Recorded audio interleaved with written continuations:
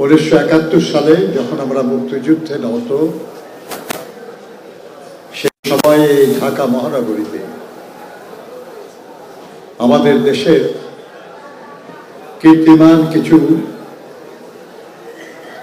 শিক্ষক, সাহিত্যিক, সাংবাদিক, ডাক্তার, বিভিন্ন পেশার মানুষকে হত্যা করা হয়।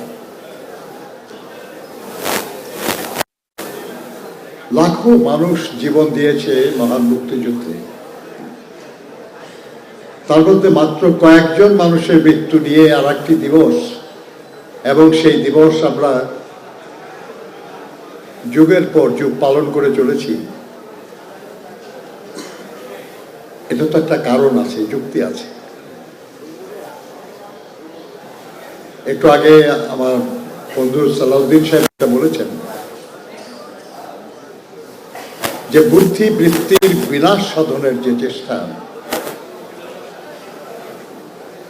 সেটা কখনো কৌশলে হয়, কখনো পদ্ধতির মাধ্যমে হয়, কখনো পরিকল্পিত হয়, কিন্তু ৭১-এর 14ই ডিসেম্বরের এই বিনাশ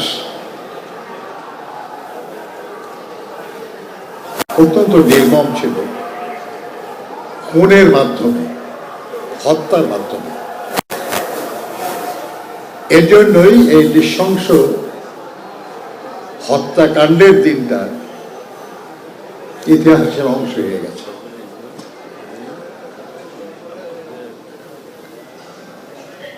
আমরা এদেশের জনগণ বিষয়টাকে আমাদের বিরুদ্ধে একটা ষড়যন্ত্র, আমাদের দেশের বিরুদ্ধে একটা ষড়যন্ত্র হিসাবে আমরা গ্রহণ করেছি। নব্য স্বাধীন দেশ যাতে দ্রুত মাথা তুলে দাঁড়াতে না পারে,